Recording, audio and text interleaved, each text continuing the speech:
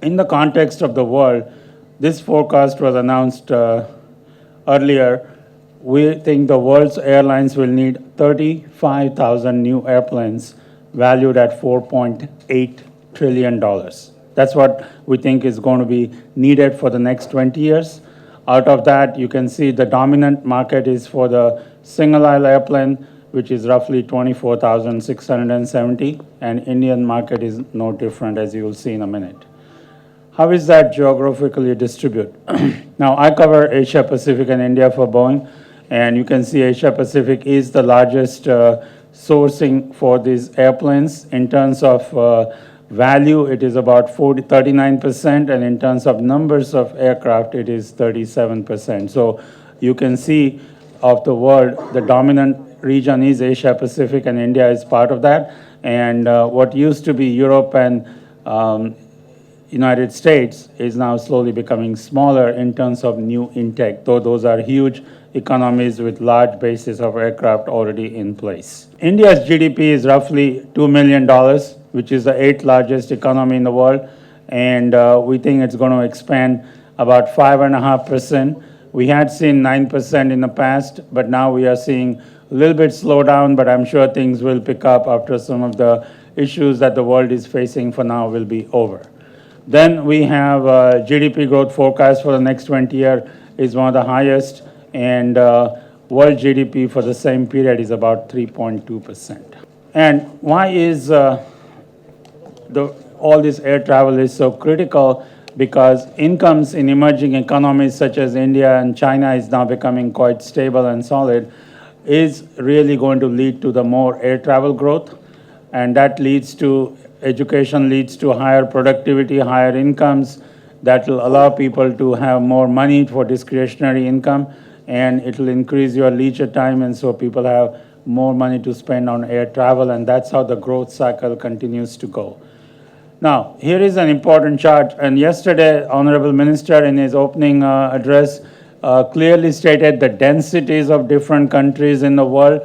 Clearly, India is one of the lower utilization of numbers of passengers that fly, and that means the potential is very good.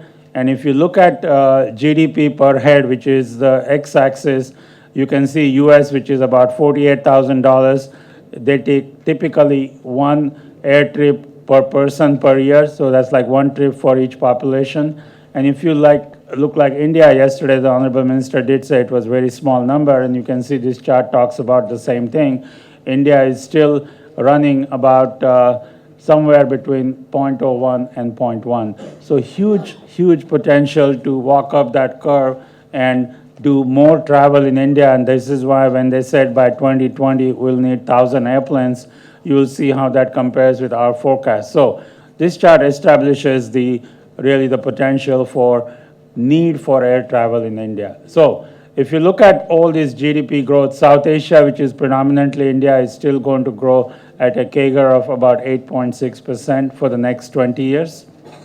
And that's what comes to the main point of the current market outlook.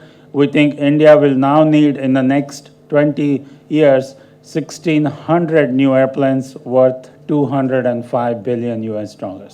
This number till recently was 1,450 new airplanes at 175 billion.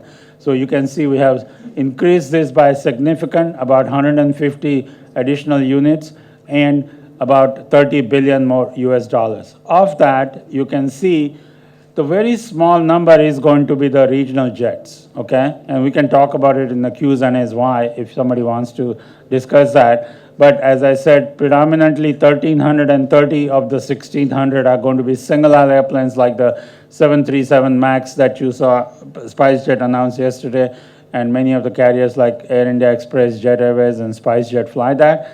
And about 235 will be the wide-body airplanes like the 777, 87, A330, A350 in that category.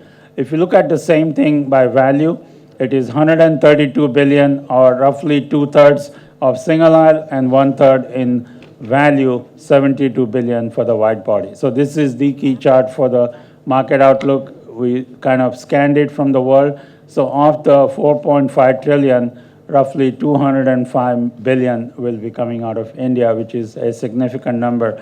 I said this before, these kind of numbers 10 years ago were insignificant, but now India has come on the map, and you can see the growth is really happening quite rapidly, in spite of issues that are facing us, which is what I'll get into now, okay?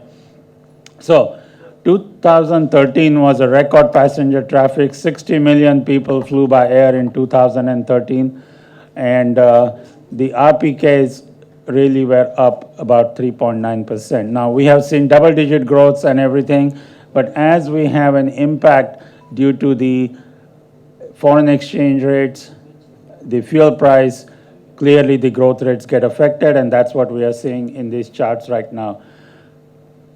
Capacity is a key word in India, and I have spoken many times over the last decade about how overcapacity ruins the whole market and results into losses.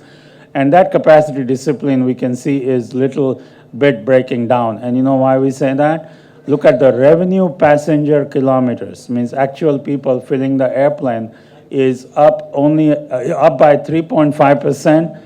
But available seat kilometers is up by 11%. Means you added a whole lot of capacity, but even 1/3 of it was not used to make money. And that's what is the problem in the Indian civil aviation right now that needs to be fixed. And if you look at international growth, you can see that RPKs are up 12.3%, and the ASKs, which is available seat kilometer, is up lower than that. So darn good utilization of that space in the international market, which is very, very positive. And higher fuel prices and rupee depreciation continue to increase the cost, and that will have effect on the GDP, but it will also have effect on the air travel. So what is happening in terms of India capacity dynamics? And what I am showing there in the blue there is the change in capacity from November 2012 to the November 2013. And as you can see, everybody is adding capacity in different proportions. And the total bar you see is the total contribution to the available seat kilometers by different airlines. And not surprised, Air India is the largest, followed by Jet, Indigo, SpiceJet, and the Go Air.